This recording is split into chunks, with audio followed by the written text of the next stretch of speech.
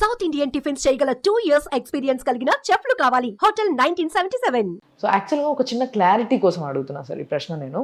అంటే బేసిక్గా మీ అన్నగారు ఎంపీగా ఉన్నప్పుడు ఏవైతే ఎంపీ ల్యాడ్స్ ఉంటాయో ఇవన్నీ కూడా వేరే పార్టీలో, అంటే ఈయన టీడీపీలో ఉన్నప్పుడు అటు వైసీపీ నుంచి వసంత్ కృష్ణ ప్రసాద్ గారు ఉన్నారు. సో ఆయనకి ఇవ్వడం జరిగింది. అసలు ఇదంతా అందరికీ తెలిసిన విషయమే, కాదనడానికి లేదు. బట్ తర్వాత ఆయనని మీరు పార్టీలోకి తీసుకురావడం, అసలు ఏంది సంబంధం మీ ఇద్దరికి ఆయనతో, అసలు ఏం జరిగింది? విషయం ఏంటంటే వసంత కృష్ణ ప్రసాద్ గారు ఒక్కరికి ఇవ్వాలి, సామినేని ఉదయ భాను గారికి ఇచ్చారు, నందిగా మా పార్టీ అధ్యక్షులు ఉన్న గ్రామాలకి ఇవ్వలేదు, మైలవరం మా పార్టీ అధ్యక్షులు ఉన్న వైకాపా పార్టీ అధ్యక్షులు ఉన్న గ్రామాలకే ఇచ్చారు. ఈ కోవర్ట్ ఆపరేషన్ అంటే అదే, మీ అందరికీ తెలిసిన విషయం అదే.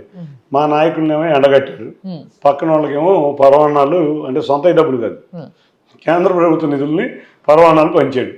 అది మేము రోజుకి మన నాయకులు అసంతృప్తి పెరుగుతూనే ఉంది.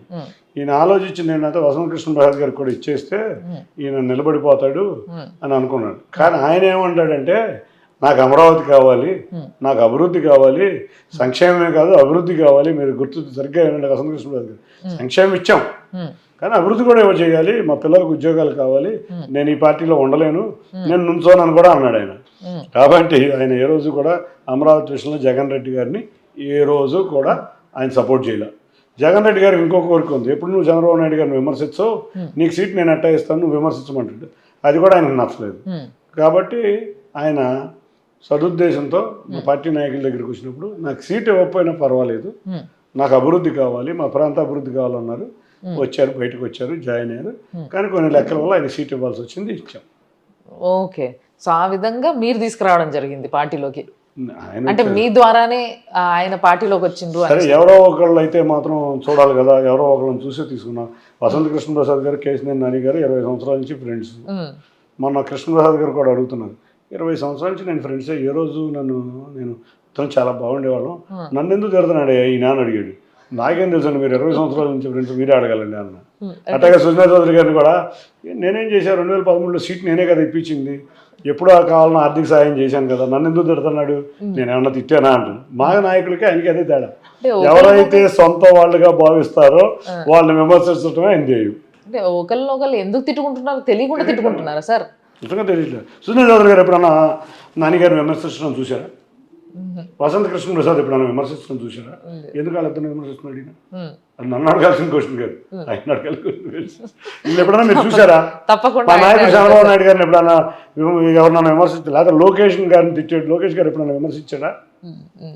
మేము గత 3 సంవత్సరాల నుంచి ఆయన తెలుగుదేశం పార్టీలో ఉన్నప్పుడు మా నాయకులు ఎన్ని విమర్శలు చేసినా ఒక్కళ్ళన్నా విమర్శించారా? మేము క్రమశిక్షణగా పార్టీ కోసం మా ఎంపీ అని మేము ఉన్నాం కదా, కానీ ఎందుకు విమర్శిస్తాడు?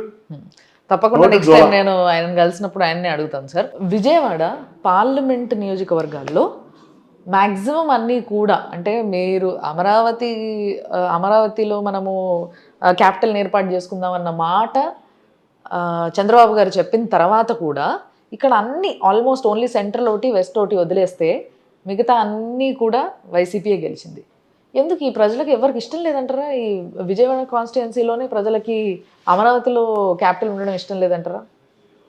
ఏం జరిగిందంటే ఒక్క ఛాన్స్ దానిలో మోసపోయారు అందరూ. ఇవాళ అర్థమైంది. రేపు రాబోయే ఎలక్షన్స్ చూడండి, ఎన్టీఆర్ జిల్లా విజయవాడ పార్లమెంట్లో 7 నియోజకవర్గాల్లో ఉమ్మడి అభ్యర్థులు 7 కూడా అత్యధిక మెజార్టీతో గెలవబోతున్నారు. ప్రజల కోరిక ఏంటో అప్పుడు కూడా జగన్ ఏం చెప్పాడు, నేను అమరావతిని ఇక్కడే ఉంచుతాను అన్నారా? కాబట్టి ప్రజలు నమ్మారు. సో అమరావతి ఇక్కడే ఉంటుంది, మన అభివృద్ధి బాగుంటుంది. ఈయన ఏదో ఒక్క ఛాన్స్ అన్నాడు, నవరత్నాలు అంటున్నారు. కాబట్టి నవరత్నాలు ఎట్లాగో చంద్రబాబు నాయుడు గారు వచ్చిన అమరావతి ఇక్కడే ఉంటుంది, ఈయన వచ్చిన అమరావతి ఇక్కడే ఉంటుంది, అభివృద్ధి అనే ఉంటుంది. కాబట్టి ఒక్క ఛాన్స్ అన్నాం. ఆ ఒక్క ఛాన్స్ వల్ల నవరత్నాలు పోయినాయి, అభివృద్ధి పోయింది, సంక్షేమం పోయింది, ఆఖరికి పిల్లలకి ఉద్యోగాలు కూడా లేని పరిస్థితిలోకి వెళ్ళిపోయాం. ఒక్క కంపెనీ వచ్చే పరిస్థితి లేదు. అమరావతి అప్పుడు చూస్తే మా విజయవాడ నగరం ఒక్క హోటల్ ఖాళీ ఉండేది కాదు, ఒక హాస్పిటల్ ఖాళీ ఉండేది కాదు, ఒక రెస్టారెంట్లు ఖాళీ ఉండేది కాదు. ఇవన్నీ కూడా ఎగిరిపోయి వ్యాపారాలు, బట్టల షాపులు ఖాళీ ఉండేది కాదు. రాత్రి నేను వస్తువులతో మొత్తం షాపులన్నీ తిరిగాను, మొత్తం వ్యాపారాలు అన్నీ పోయినాయి అన్నారు. ముఠా కార్మికులు మాకు రోజు 1400 వచ్చేది, వాళ్ళు 300 కూడా రావట్లేదు అన్నారు. అన్నీ పోయినాయి. ప్రజలందరూ తెలుసుకున్నారు ఇవాళ.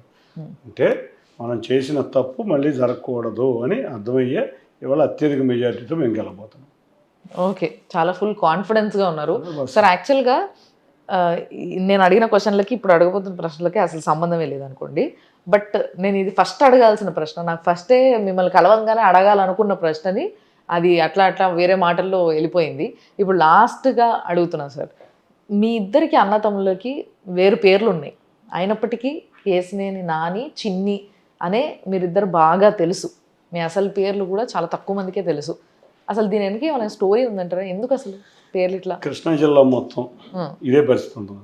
కొడాలి నాని అంటారు, ఆయన పేరు వెంకటేశ్వరరావు, పేరు నాని అంటారు. ఇట్లా రకరకాల, అంటే కృష్ణా జిల్లాలో ముద్దు పేరు పెట్టి పిలుచుకుంటాం ఒక అలవాటు.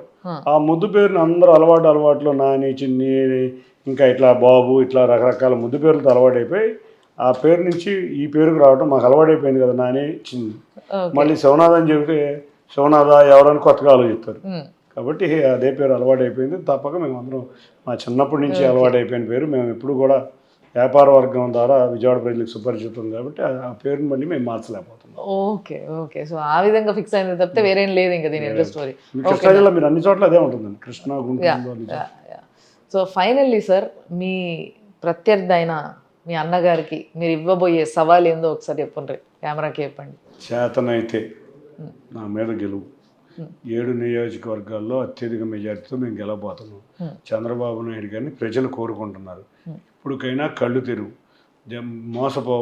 చాలా దూరం వెళ్ళిపోయావు.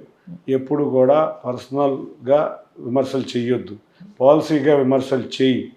నువ్వు ఓడిపోయినాక ప్రజా జీవితంలో కూడా మిగలరు, మీ పార్టీ కూడా మిగలదు. పక్క రాష్ట్రాల్లో చూసావు, రేవంత్ రెడ్డి గారిని చూసి బుద్ధి తెచ్చుకో. అంతేకాకుండా పక్క రాష్ట్రాల్లో ఉన్న ప్రభుత్వం కొట్టుకుపోయినాక ఆ పార్టీకి స్ట్రక్చర్ లేకపోయేపాటికి ఆ పార్టీ ఏ విధంగా ఉందో మనందరికీ తెలుసు. రేపు మీ పార్టీ కూడా అదే విధంగా రాబోతుంది. తెలుగుదేశం లాగా కార్యకర్తలు, నాయకులు ఉన్న పార్టీ కాదు. ఏదో అలలాగా కొట్టుకొచ్చింది, ఆ అలలాగానే పోతుంది. గుర్తుంచుకో, నువ్వు ప్రజా జీవితంలో మిగలవు. ఆత్మవిశ్వాసం, ఎప్పుడైనా ఎవరైతే నిన్ను ఆదరించారో, ఎవరైతే నిన్ను ఈ విధంగా నిలబెట్టారో, ఎవరైతే ప్రజలు నిన్ను హక్కును చేర్చుకున్నారో 2014లో, ఇప్పటికైనా కళ్ళు తెరిచి వాళ్ళ సేవ చేయటానికి వినియోగించమని కోరుకుంటున్నాను. అంటే యాక్చువల్గా మీరేమో ఇట్లా అంటున్నారు, ఆయననేమో బచ్చగాడు, నేనెందుకు, నా బిడ్డ చాలు ఈయన ఓడించడానికి, ఆమెను నుంచోబెడతా అని అంటున్నారు. మరి నుంచోబెడితే పోయేది కదా, ఎందుకు మరి నుంచున్నాడు? ఇప్పుడు సరే నుంచున్నాడు, ఏ రోజైనా ప్రజలు. నేను ఇంకోటి గొప్పగా చెప్పే విషయం ఏంటంటే, ఆయన 10 సంవత్సరాలు ఎంపీ చేసిన వ్యక్తి 100 గ్రామాలు పట్టుమని 100 గ్రామాలు తిరగల. నేను 258 గ్రామాలు తిరిగాను. విజయవాడలో ఉన్న అన్ని వార్డుల్లోనూ నేను తిరిగాను.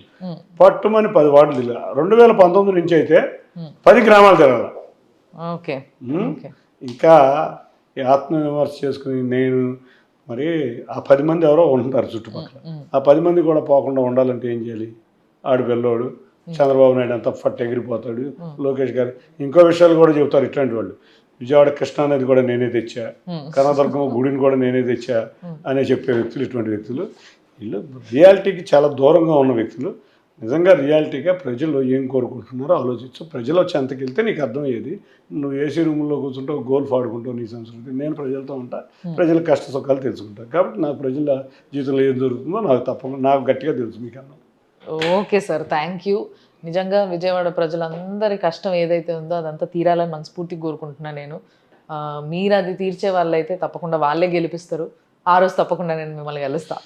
థ్యాంక్ యూ అండి. Thank you sir. తప్పకుండా మేము 1 సంవత్సరం అయినాక పరిపాలన మీరు చూసి మీరు అప్రిషియేట్ చేసే విధంగా మళ్ళీ ఇంటర్వ్యూ జరుగుతుంది. అప్పుడు ఇంటర్వ్యూ చేద్దాం. తప్పకుండా. Thank you sir, thank you so much. Thank you అండి. సో చూసారు కదా, అది అన్నట్టు మన ముచ్చట. మరి చూస్తూనే ఉండండి ఇలాంటి ఎన్నో ఇంటర్వ్యూస్ కోసం సుమన్ టీవీ. సుమన్ టీవీలో మీ పర్సనల్ అండ్ బిజినెస్ ప్రమోషన్స్ కోసం కింది నెంబర్కి కాంటాక్ట్ చేయండి.